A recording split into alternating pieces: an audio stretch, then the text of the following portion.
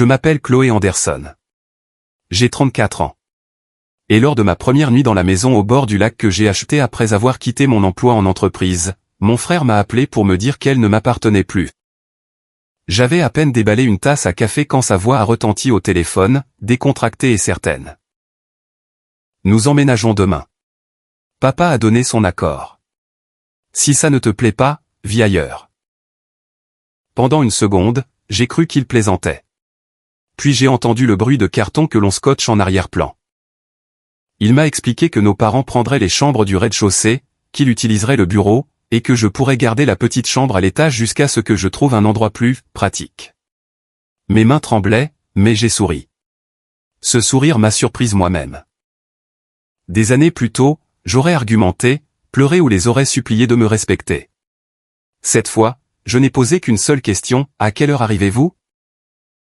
Il a répondu, 10 heures demain matin, et a ri, comme si mon acte de reddition était déjà signé. Dès que l'appel a pris fin, j'ai ouvert mon ordinateur portable, photographié le titre de propriété et passé 3 appels. Avant l'aube, un serrurier a remplacé chaque serrure extérieure. À 9h45, un camion de déménagement s'est engagé dans mon chemin. À 9h50, 2 adjoints du shérif en uniforme ont pris place dans mon entrée. Et à 10h, ma famille s'est avancée vers ma porte d'entrée, munie d'un document qu'ils croyaient capable de me forcer à partir. Ils n'avaient aucune idée que mon accueil les attendait déjà. Avant de vous raconter ce que mon frère a dit ensuite, et ce qui s'est passé quand mes parents ont vu la police, dites-moi, quelle heure est-il chez vous ? D'où regardez-vous ? Et quel temps fait-il là-bas ? Cela correspond-il à votre humeur aujourd'hui ? Je suis curieuse de voir jusqu'où cette histoire voyagera. Pour comprendre pourquoi j'ai souri, vous devez comprendre ce que ma famille appelait l'amour.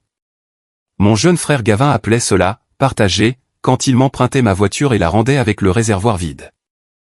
Ma mère Marlène appelait cela de la sollicitude, quand elle ouvrait mon courrier.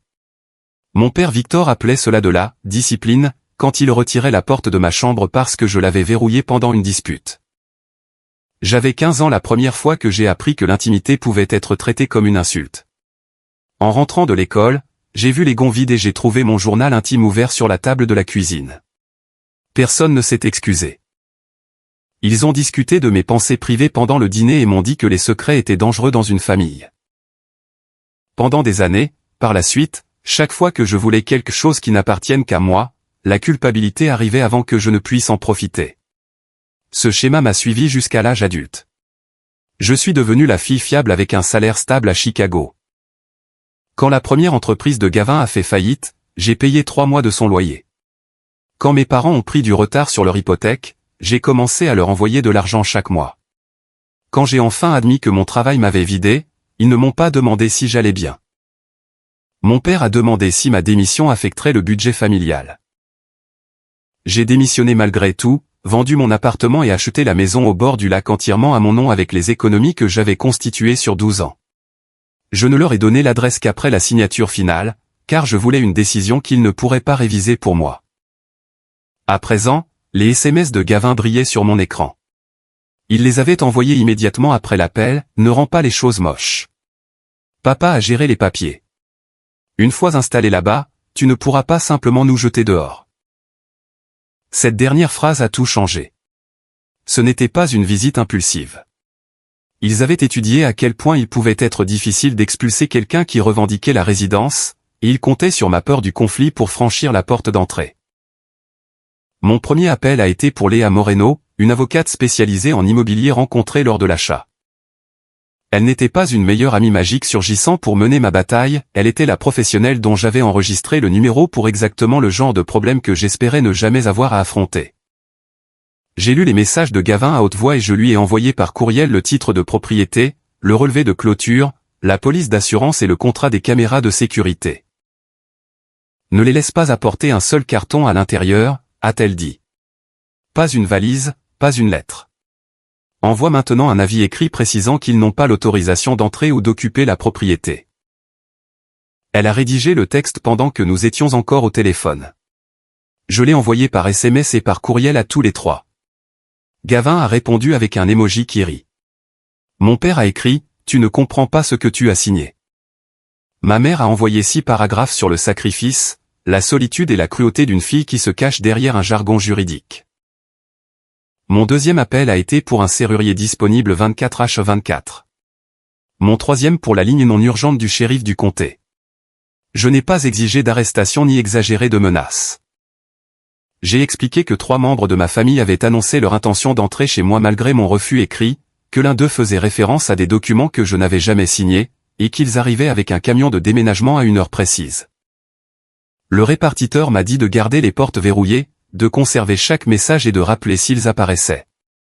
Un adjoint a téléphoné plus tard, a examiné la situation et a dit qu'une patrouille pourrait rester à proximité car les SMS montraient une confrontation planifiée.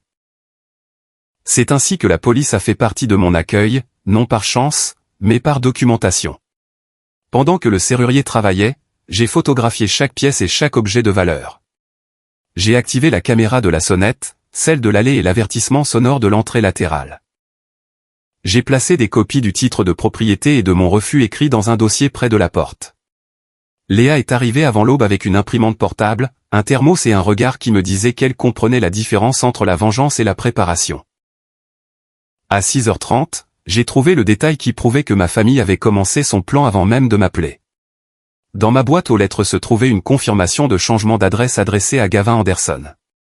La date des faits remontait à 3 jours plus tôt. En dessous se trouvait une enveloppe d'une société de traitement de paiement adressée à Anderson Lake Retreat LLC, à mon adresse. Je n'avais jamais entendu parler de cette société. Léa a photographié les 2 enveloppes sans les ouvrir. Puis elle a consulté le registre public des entreprises. Gavin avait créé la société 6 semaines avant que j'achète la maison. Mon adresse avait été ajoutée comme siège social l'après-midi même où j'avais reçu mes clés. J'ai fixé le document jusqu'à ce que les mots deviennent flous. Il ne prévoyait pas seulement de vivre avec moi, mon frère avait rattaché une entreprise à ma maison avant même de me dire qu'il venait. À 8h15, Léa a trouvé une annonce en ligne utilisant une photographie de mon annonce immobilière. Le titre disait « Évasion privée au bord du lac, accepte désormais les réservations d'été ». Le calendrier montrait 4 week-ends déjà indisponibles. Ma famille n'avait pas fait ses valises pour une réunion, ils s'étaient préparés pour une prise de contrôle. À 9h45, le camion de déménagement a roulé dans l'allée, exactement comme Gavin l'avait promis. Une berline sombre le suivait. Je regardais via le moniteur des caméras pendant que Léa se tenait près de l'îlot de la cuisine et que les adjoints Ruiz et Kin attendaient près de l'entrée. Ils étaient arrivés après que j'ai signalé l'approche du camion. Les 2 officiers avaient déjà vu les messages, mon titre de propriété et l'avis refusant l'entrée. Ils n'ont pas promis de résoudre un conflit familial pour moi, ils ont dit qu'ils empêcheraient tout trouble à l'ordre public et documenteraient ce qui se passerait ensuite. Gavin est descendu le premier, portant des lunettes de soleil et tenant un trousseau de clés qui ne lui appartenait pas. Ma mère, Marlène, est sortie du côté passager de la berline avec une plante verte dans les bras. Mon père, Victor, a émergé du côté conducteur en tenant une enveloppe marron. Derrière eux, 2 déménageurs ont ouvert le camion et attendu les instructions. Je suis resté à l'intérieur jusqu'à ce que Gavin essaie sa clé. Elle a raclé contre la nouvelle serrure à 2 reprises. Il l'a regardée, a réessayé, puis a frappé la porte du tranchant du poing. « Chloé » a-t-il crié. « Ouvre !» Les déménageurs facturent à l'heure. J'ai ouvert la porte seulement autant que le loquet de sécurité le permettait. « On vous a dit de ne pas venir. » Marlène a soulevé la plante comme s'il s'agissait d'une offrande de paix. « Nous t'avons apporté quelque chose pour le porche. Laisse-nous entrer avant que les voisins ne commencent à regarder. » Les voisins ne sont pas le problème. Victor s'est avancé. Assez de cinéma. Ouvre la porte. J'ai libéré le loquet et ouvert complètement. Les 2 adjoints sont devenus visibles derrière moi. La bouche de Gavin s'est ouverte de stupeur. Ma mère a baissé sa plante. Mon père n'a pas bougé, mais les muscles de sa mâchoire se sont contractés. « C'est quoi, ça ?» a demandé Gavin. « L'accueil que vous avez mérité », ai-je répondu. L'adjointe Ruiz a pris la parole avant que quiconque ne puisse franchir le seuil. Elle a expliqué que j'étais la propriétaire enregistrée, que j'avais retiré l'autorisation d'entrée et que toute tentative de forcer le passage pourrait entraîner une arrestation. Son ton est resté calme. Ce calme rendait l'indignation de ma famille encore plus bruyante. Marlène s'est tournée vers moi. Tu as appelé la police contre tes propres parents. J'ai appelé parce que vous avez annoncé que vous preniez possession de ma maison après que je vous ai dit non. Nous ne prenons rien, a-t-elle dit. Nous t'empêchons de prendre une autre décision irréfléchie. Gavin a pointé du doigt le lac. Tu as quitté ton boulot, traversé le pays et acheté un endroit trop grand pour une seule personne. Nous essayons de le rendre utile. C'était là. Pas à moi. Utile. Victor a ouvert l'enveloppe marron et en a sorti un document de 6 pages. C'est un contrat d'occupation résidentielle, a-t-il dit. Chloé nous a accordé le droit de vivre ici pendant 5 ans, pour $1 par an. Considération familiale. Léa s'est avancée dans l'encadrement de la porte. Puis-je voir? Mon père a reconnu son nom figurant sur l'avis. Ça ne vous regarde pas. C'est devenu mon affaire quand ma cliente a reçu un document portant une signature qu'elle affirme n'avoir jamais faite. Il a tendu les papiers vers l'adjoint qui n'a la place. L'adjoint les a parcourus sans donner d'avis. J'ai vu mon nom en bas de la dernière page. La signature ressemblait à la mienne de la même façon que le dessin d'un enfant ressemble à une photographie. La forme était familière, mais rien n'était fluide. Quand elle signait ça, ai-je demandé. Victor ne m'a pas regardé. À Thanksgiving. Où ça? Chez nous. J'ai passé Thanksgiving à Montréal avec mes anciens collègues. Mes tampons de passeport, mes reçus d'avion, mes dossiers d'hôtel et mes photos peuvent le prouver. Les yeux de Marlène ont glissé vers lui. Gavin a enlevé ses lunettes de soleil. Victor s'est repris rapidement. Alors c'était à Noël. La date a peut-être été inscrite plus tard. Léa a pointé le bloc de légalisation. Ce sceau appartient à un notaire dont le mandat a expiré l'année dernière. La date de légalisation supposée est postérieure de 4 mois à l'expiration. C'est un détail technique, a aboyé Victor. Non, ai-je dit. Un détail technique, c'est un numéro de page manquant. Ça, c'est ma signature contrefaite. Les déménageurs ont échangé un regard. L'un d'eux a refermé à moitié la porte du camion. Gavin s'est approché de moi, s'arrêtant quand l'adjointe Ruiz a levé une main. Tu sais que nous n'avons nulle part d'autre où aller. Maman et papa ont déjà donné leur préavis pour leur logement. J'ai mis fin à mon bail. Tu ne peux pas nous humilier comme ça pour de la paperasse. Vos décisions de logement ont été prises après que j'ai dit non. Tu n'as dit non qu'hier soir. Je n'ai jamais dit oui. La voix de Marlène s'est adoucie, prenant le ton qu'elle utilisait tout au long de mon enfance quand elle voulait que l'obéissance ressemble à de la compassion. Chloé, s'il te plaît. Ton père a subi une pression énorme. L'entreprise de Gavin a besoin d'une base stable. Nous pensions qu'une fois ensemble, tu comprendrais. J'ai regardé le camion. Par l'entrebâillement de la porte, je pouvais voir des cartons étiquetés, chambre principale, bureau, cuisine. Ils avaient attribué les pièces à l'intérieur de ma maison sans jamais y avoir mis les pieds. L'adjoint Kin a demandé à Victor où se trouvait l'accord original. Victor a répondu que la copie suffisait. L'adjoint a demandé les coordonnées du notaire. Victor a dit qu'il ne les avait pas. Chaque réponse réduisait son autorité jusqu'à ce qu'il ne reste plus que le volume de sa voix. C'est alors que Gavin a commis l'erreur qui a révélé le reste. Même si elle déchire ça, notre courrier arrive déjà ici, a-t-il dit. Les services publics sont en cours de transfert. Nous avons établi notre résidence. Léa s'est tournée vers moi, mais je tendais déjà la main vers le second dossier. Merci, lui ai-je dit. J'avais besoin que tu dises cela devant témoin. J'ai tendu à l'adjointe Ruiz l'enregistrement de l'entreprise, l'avis de changement d'adresse et une alerte de surveillance d'identité qui venait d'arriver sur mon téléphone 19 minutes plus tôt.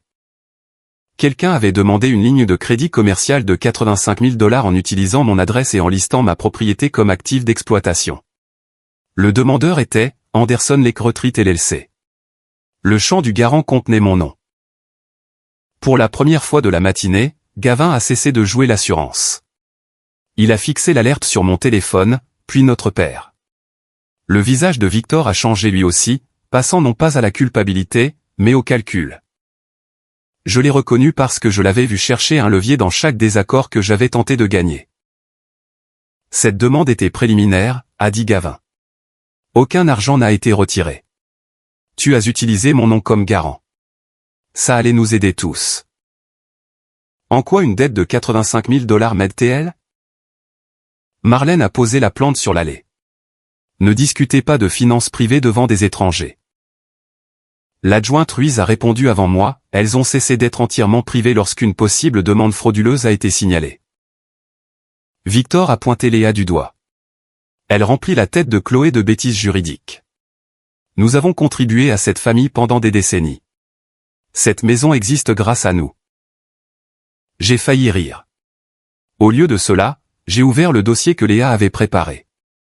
À l'intérieur se trouvaient 12 ans de relevés bancaires résumés sur une seule page. J'avais envoyé plus de 74 000 $ à mes parents depuis mes 26 ans. J'avais payé le loyer de Gavin, son assurance auto, sa facture d'impôt et 2 factures d'entreprise ayant échoué. La maison du lac avait été achetée avec la vente de mon appartement et mes propres économies. Mes parents n'avaient rien contribué. J'ai les documents de la vente, ai-je dit. J'ai la source de chaque dollar. Qu'est-ce qui, exactement, croyez-vous vous appartient? Victor a regardé le résumé mais ne l'a pas pris. L'argent n'est pas la seule contribution que font des parents. Tu as raison. Vous m'avez aussi appris ce qui arrive quand je ne protège pas mes limites. Les gonds vides de ma chambre d'enfant ont traversé mon esprit. Je me suis souvenu de moi, debout dans le couloir, pendant que mon père emportait la porte dans le garage. Je me suis souvenu de ma mère disant que je pourrais la regagner en devenant digne de confiance. À 15 ans, j'avais cru que l'intimité était une récompense contrôlée par quelqu'un de plus fort. À 34 ans, j'ai enfin compris qu'une limite ne signifiait rien si je l'abandonnais dès que quelqu'un me traitait d'égoïste. Gavin s'est éloigné des adjoints et a baissé la voix. Écoute, j'ai mis la propriété en location parce que j'avais besoin d'une preuve d'inventaire pour le prêteur. Une fois la ligne de crédit obtenue, je t'aurais payé. Payé pour quoi? Pour l'utilisation de la maison. Tu as proposé des dates sans ma permission. Elles sont remboursables. Combien as-tu collecté? Il a jeté un coup d'œil à Victor. Combien, Gavin? Environ 26 000. Le chiffre m'a frappé plus fort que prévu. 4 groupes d'étrangers avaient payé pour dormir chez moi. Mon frère avait accepté leur argent avant de me demander s'il pouvait franchir mon seuil. Léa a demandé si les dépôts étaient toujours sur le compte de la société. Le silence de Gavin a été la première réponse. Une partie est allée aux opérations, a-t-il admis. La publicité, le camion, le stockage, le rattrapage de factures. L'adjoint qui n'a commencé à prendre des notes. Marlène s'est avancée vers moi, puis s'est arrêtée devant la porte. Ton frère a fait des erreurs parce qu'il était désespéré. Vas-tu vraiment le détruire alors que tu pourrais régler cela avec une seule signature? Cette question résumait tout mon rôle dans la famille. Leurs urgences devenaient mes obligations. Ma résistance devenait leur préjudice. Combien de fois peut-on secourir les mêmes personnes avant que le secours ne devienne une permission? Je ne le détruis pas, ai-je dit. Je refuse de le laisser m'utiliser pour cacher ce qu'il a déjà fait. Victor a remis violemment l'accord falsifié dans son enveloppe. Nous avons fini de nous expliquer. Déménageur, commencez à décharger. Aucun des deux ne bougea. Le plus âgé a croisé les bras. Monsieur, nous avons été engagés pour livrer à un occupant légal. La propriétaire dit non, et la police est présente. Victor s'est dirigé vers le camion malgré tout. L'adjoint Kin s'est interposé entre lui et la rampe. Ne retirez aucun bien de ce véhicule pour le déposer sur ce terrain. Mon père s'est retourné si brusquement que l'enveloppe a frappé la poitrine de l'adjoint. Kin a saisi le poignet de Victor, a redirigé son bras et lui a ordonné de reculer. Ma mère a hurlé son nom. Gavin a levé les 2 mains. Je suis resté à l'intérieur, me forçant à ne pas reculer. Victor n'a pas été arrêté sur le champ, l'adjoint l'a relâché après qu'il a obtempéré, mais l'avertissement était clair et enregistré. Une seule tentative de plus pour entrer, décharger, menacer ou toucher qui que ce soit se terminerait différemment. J'ai sorti 4 enveloppes blanches. La première contenait un avis formel d'interdiction de séjour pour chacun d'eux. La seconde contenait des copies du rapport d'usurpation d'identité et de la demande de crédit contestée. La troisième contenait une mise en demeure exigeant que Gavin conserve chaque dossier de réservation, dépôt, publicité et communication liés à ma propriété. La quatrième était personnelle. « C'est quoi ?» a demandé Marlène. « La fin de mon soutien financier. » J'avais annulé le transfert mensuel automatique qui aidait à payer l'hypothèque de mes parents. J'avais retiré Gavin du forfait téléphonique et de la police d'assurance que j'avais continué à payer après la faillite de son entreprise. J'avais également révoqué son accès à la carte de crédit d'urgence qu'il avait promis de ne plus jamais utiliser. « Tu nous laisserais avec rien ?» a-t-elle chuchoté. « Non, je vous laisse avec vos propres revenus, vos propres choix et vos propres conséquences. » Gavin a déchiré son avis en deux. L'adjointe Ruiz lui en a tendu calmement une autre copie. Victor m'a fixé avec un mépris si familier qu'il ne m'effrayait plus. « Tu crois que c'est une victoire ? D'ici la semaine prochaine, tout le monde saura quel genre de fille tu es. » J'ai soutenu son regard. « Parfait. Comme ça, je n'aurai pas à expliquer pourquoi vous n'entrerez jamais ici. » Les déménageurs ont sécurisé le camion.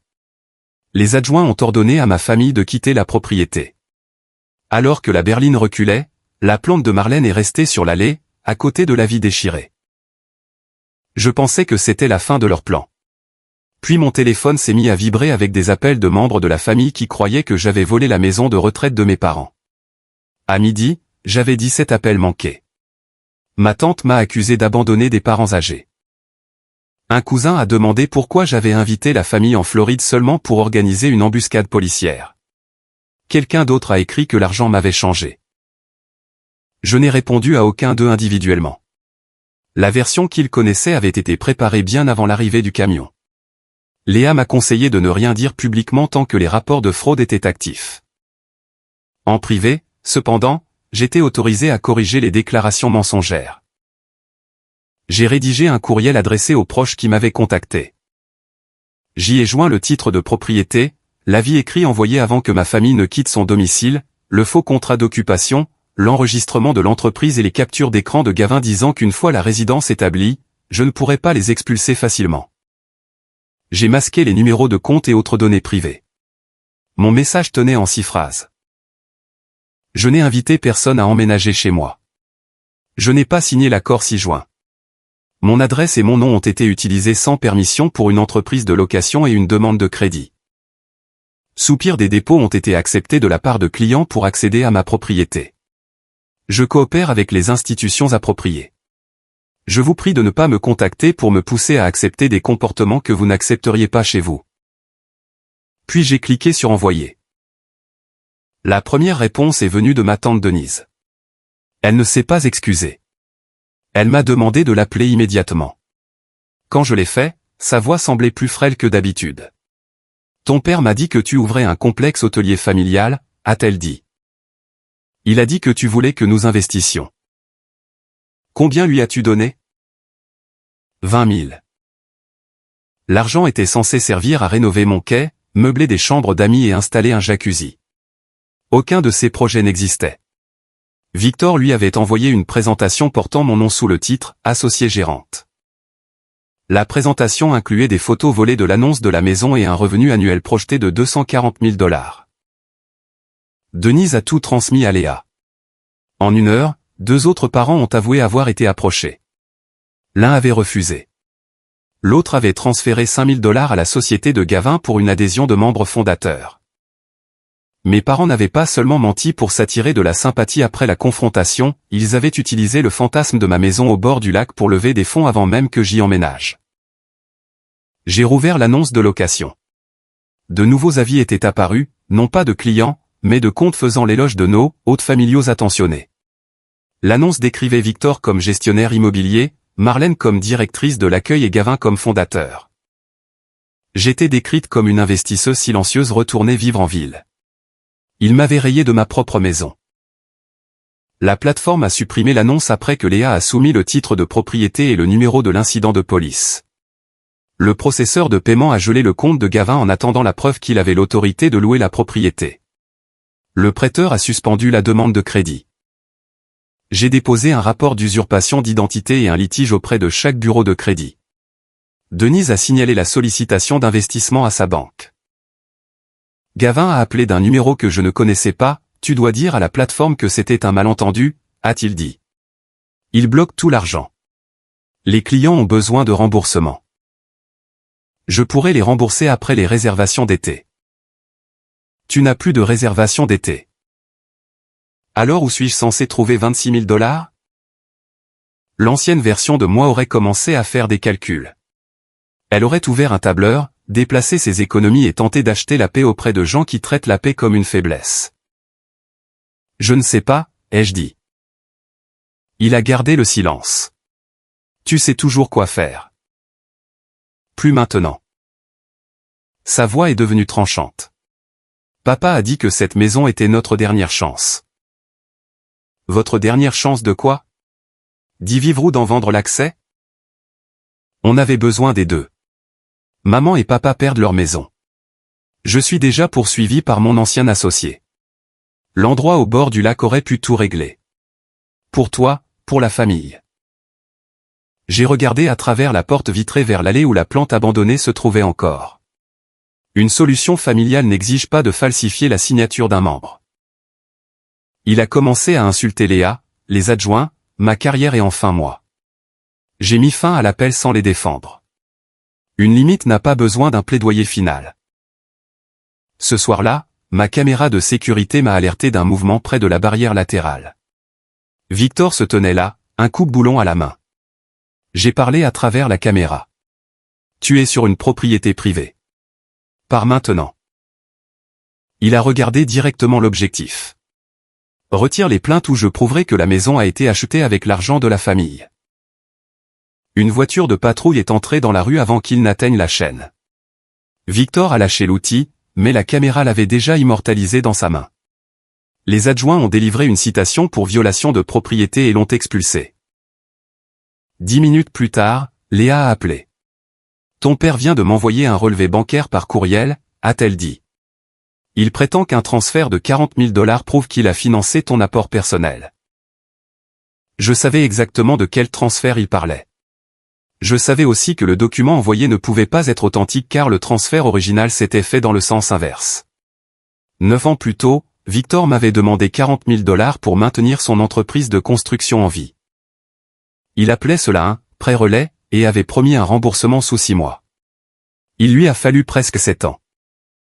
Le transfert qu'il présentait maintenant comme sa contribution à ma maison était le dernier versement du remboursement, combiné aux intérêts et à de l'argent qu'il avait retenu sur un règlement d'assurance qui m'appartenait. J'avais toujours le billet à ordre signé, les relevés bancaires originaux et un courriel de sa part disant « Dernier paiement ». Dette réglée entre nous. L'image qu'il avait envoyée à Léa avait été altérée. La description de la transaction avait été remplacée par « cadeau familial pour achat maison » et le sens du transfert avait été recadré pour disparaître. Il croyait apparemment qu'une simple capture d'écran aurait l'autorité d'un document bancaire officiel. Léa a répondu par un avis de conservation des preuves et a exigé que toute communication future passe par son cabinet. Ma banque a fourni une déclaration certifiée. Son département des fraudes a confirmé qu'aucun paiement de 40 000 $ venant de Victor n'avait financé mon achat. Les métadonnées du fichier qu'il avait envoyé montraient qu'il avait été édité l'après-midi même où il était apparu à ma barrière. 3 semaines plus tard, j'étais assise dans une salle d'audience du comté pour demander une injonction qui les tiendrait tous les trois à l'écart de la propriété. Je n'ai témoigné que de ce que j'avais vu, entendu, reçu et documenté. Je n'ai pas spéculé sur leur motivation. Les images de la sonnette montraient Gavin essayant sa clé. Celle de l'allée montrait le camion, l'accord falsifié et Victor ordonnant aux déménageurs de décharger après s'être vu opposer un refus. Les images de la barrière montraient le coupe-boulon. Les messages montraient leur plan pour établir la résidence. Les dossiers commerciaux montraient mon adresse utilisée sans permission. Victor s'est d'abord représenté lui-même. Il parlait comme si le volume sonore pouvait transformer l'arrogance en propriété. Il disait que les parents possédaient un droit tacite sur tout ce que leurs enfants accomplissaient. Il disait que j'étais instable émotionnellement après avoir quitté mon travail. Il disait que Léa m'avait manipulé. Quand la juge a demandé des preuves de propriété, d'autorisation ou d'investissement, il est revenu à l'image bancaire altérée. Léa a placé le relevé certifié à côté. Le silence s'est abattu sur la salle. La juge a accordé l'injonction. Elle a ordonné à ma famille de rester loin de la maison et leur a interdit d'utiliser mon nom, mon image, mon adresse ou ma propriété dans toute sollicitation commerciale. Elle a transmis les documents contradictoires et les allégations de falsification de signature aux enquêteurs qui examinaient déjà ma plainte. Ce n'était pas un verdict dramatique de série télévisée. Aucun marteau n'a frappé la table. Ce qui importait était plus simple, pour la première fois, une figure d'autorité entendait mon père dire que la famille lui donnait des droits sur moi et répondait « non ». À la sortie de la salle d'audience, Marlène attendait près des ascenseurs. Elle avait engagé un avocat séparé et affirmait n'avoir pas compris le plan commercial. Je croyais qu'elle n'avait pas créé les documents. Je me souvenais aussi d'elle, debout dans mon allée, me demandant de régler la fraude d'une seule signature. « Ton père risque des poursuites », a-t-elle dit. « Gavin pourrait tout perdre. » Ils ont pris ces risques avant même que je ne les signale. Tu pourrais dire aux enquêteurs que tu ne te sens plus lésé. Ce serait un mensonge.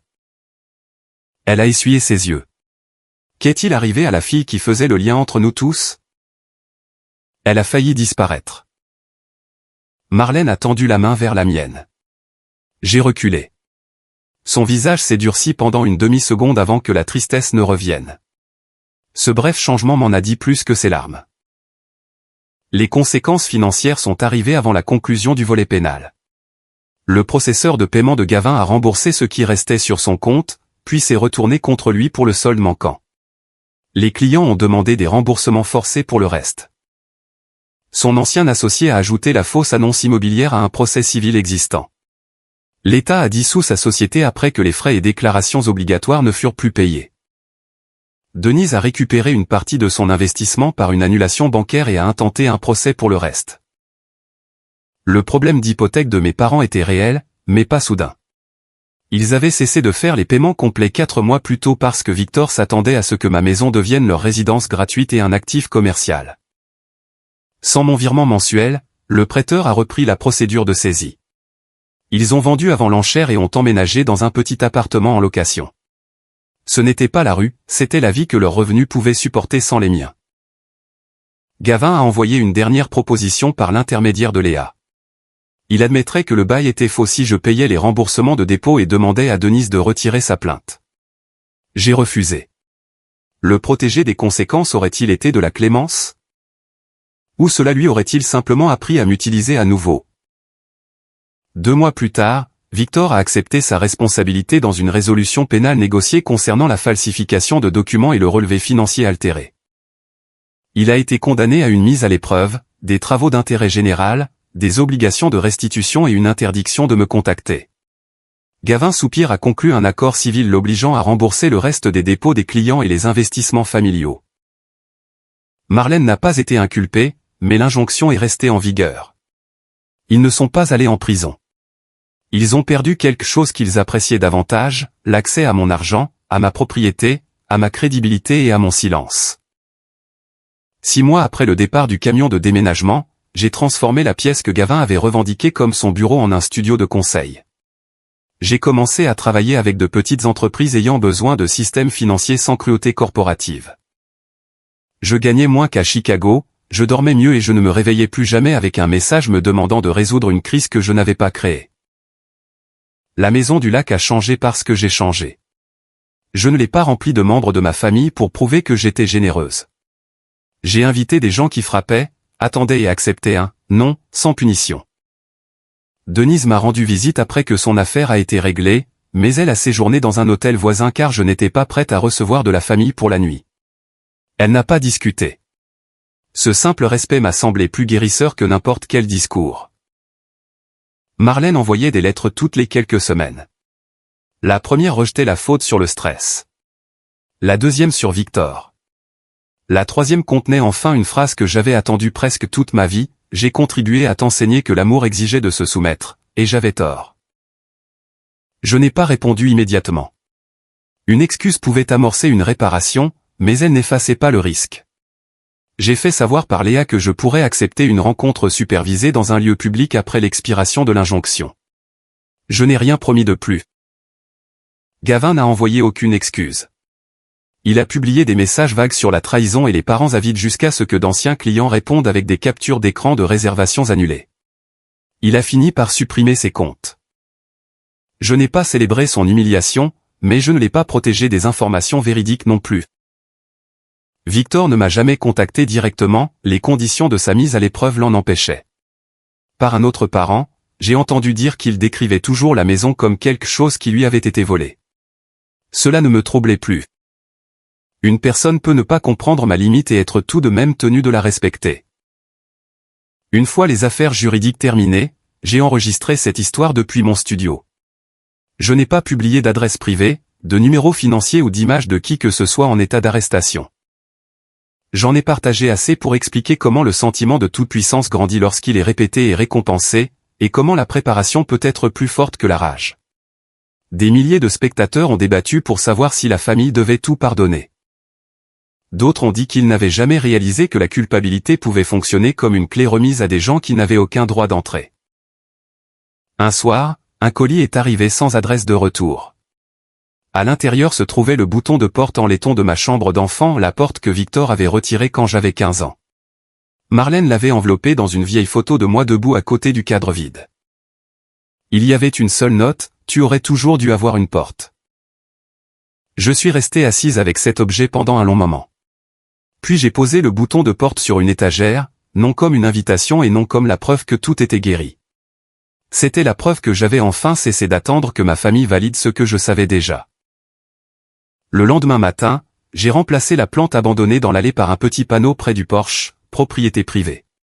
Entrée sur invitation seulement. Cet après-midi-là, j'ai reçu raclement de gorge une alerte de la caméra. Un livreur se tenait dehors avec un colis et attendait. Après qu'il eut sonné, j'ai ouvert la porte parce que je l'avais choisi. Ce choix était la véritable revanche. Pas le compte bancaire gelé, pas l'entreprise en faillite, pas l'ordonnance du tribunal ou le petit appartement. Ma victoire, c'était que plus personne ne pouvait entrer dans ma vie en annonçant qu'il y avait sa place. Personne ne pouvait dépenser mon argent et appeler cela un sacrifice. Personne ne pouvait retirer ma porte et exiger de la gratitude pour l'espace ainsi ouvert. On me demande souvent si je pardonne à ma famille. Ma réponse est que le pardon et l'accès ne sont pas la même chose. Je peux libérer ma colère sans pour autant rendre la clé. J'ai verrouillé la porte ce soir-là, mis de la musique et regardé la dernière lueur disparaître sur l'eau. Puis j'ai souri. Le même sourire qui était apparu quand Gavin avait dit « Si ça ne te plaît pas, vis ailleurs ». Il avait eu raison sur un point. Quelqu'un devait vivre ailleurs. Ce n'était juste pas moi.